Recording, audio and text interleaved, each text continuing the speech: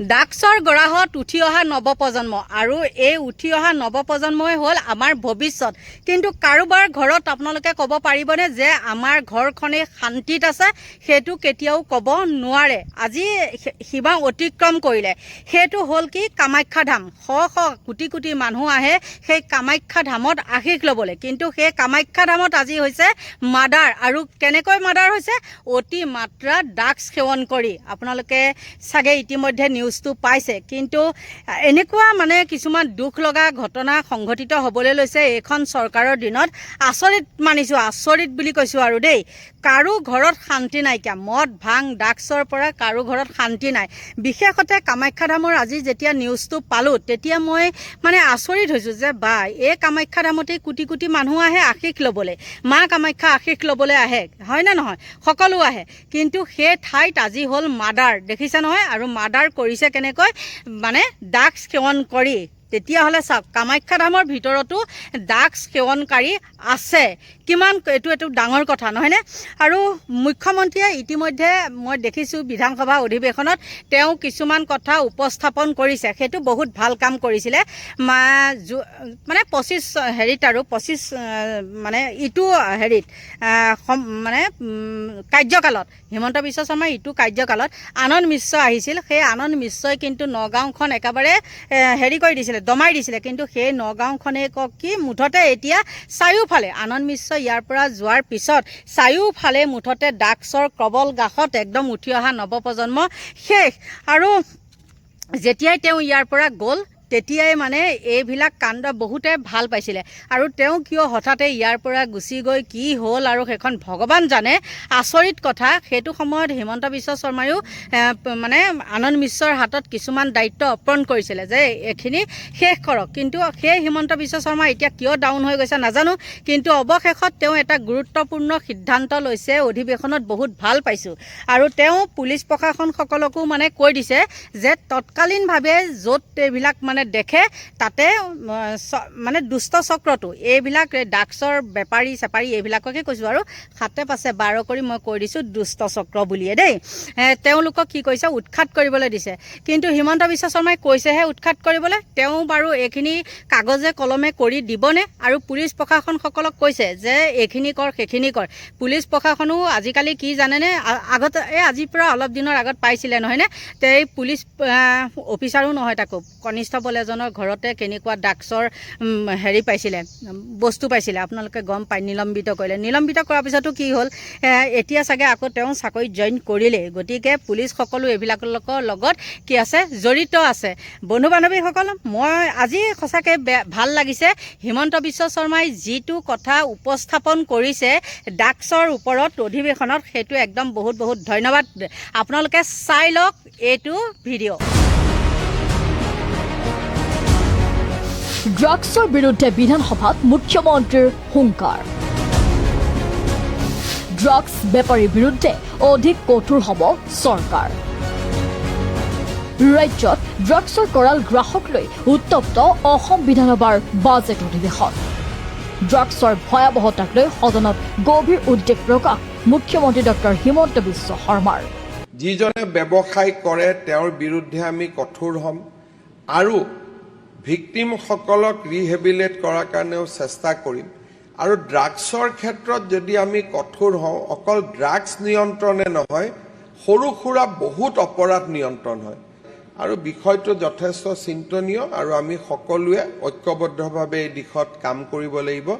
মই বিধানসভাৰ সহযোগিতা নিশ্চিতভাৱে কামনা কৰিম।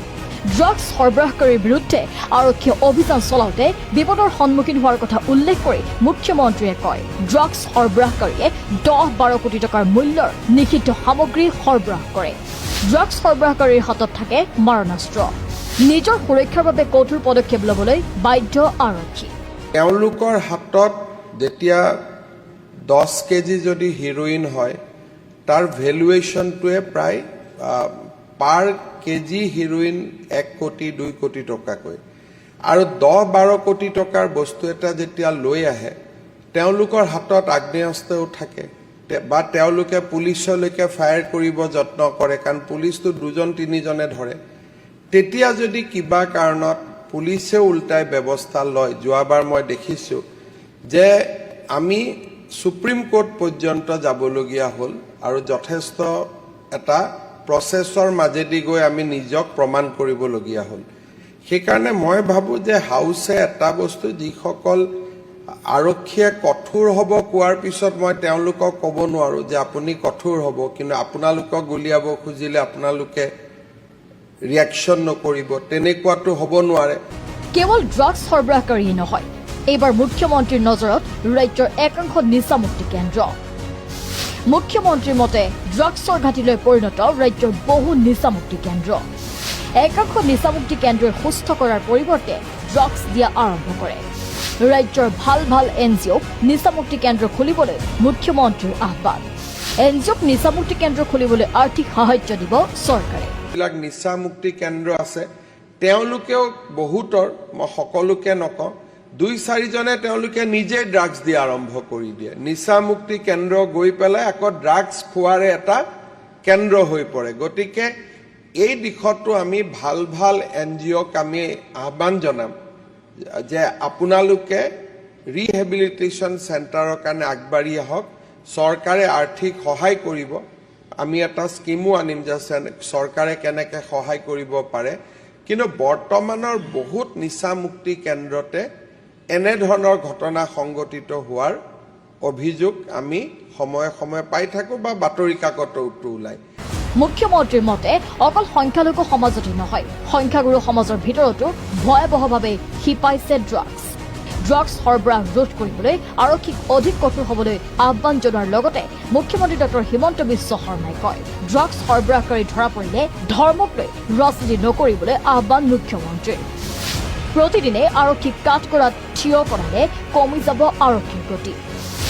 ম্যানমাৰ, মিজোৰাম, মণিপুৰ সীমান্তলৈ ড্ৰাগছ সৰবৰাহকাৰীৰ নেটৱৰ্ক। যেতিয়া কিবা কাৰণত আৰক্ষীয়ে ড্ৰাগছৰ ব্যৱসায়ীসকলৰ ওপৰত কঠোৰ হয় বা বাধ্যত পৰি আৰক্ষীয়ে তেওঁলোকৰ ওপৰত কঠোৰ ব্যৱস্থা ল'বলৈ যায়, বিধানসভাৰ মজিয়াত যথেষ্ট সমালোচনাও কৰা হয় যে আৰক্ষী কোনোবা এটা যদি কোনেও ইচ্ছা কৰি নকৰে, কিন্তু কিবা কাৰণত যদি এটা এনকাউণ্টাৰ হ'ল, কিবা কাৰণত যদি কাৰোবাৰ ভৰিত গুলি লাগিলে এৰাব নোৱাৰা অৱস্থাত, তেতিয়া আমাৰ হাউচৰ পৰাই যোৱাবাৰ বহুতখিনি প্ৰতিবাদ কৰা হ'ল। তাৰ পিছতো আৰক্ষীয়ে কাম কৰিছে, কৰি থাকিব। যদি কেতিয়াবা পুলিচে দৃঢ় ব্যৱস্থা ল'বলগীয়া হয় বাধ্যত পৰি, নহ'লেতো আইনৰ থ্ৰুদিয়ে হ'ব সকলো কাম।